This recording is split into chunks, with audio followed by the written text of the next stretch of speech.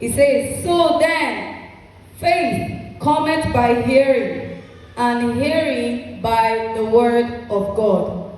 So then faith cometh by hearing, and hearing by the word of God. In this our month that has been tagged the works of faith, we are going to be praying on open ears. It says faith does not just come, it comes by something, and it comes by hearing. And the second hearing is repeated for emphasis sake. You hear double so that your faith can grow. Hallelujah. It reminds me of that same scripture in verse 14. It says, how then shall they call on him in whom they have not believed?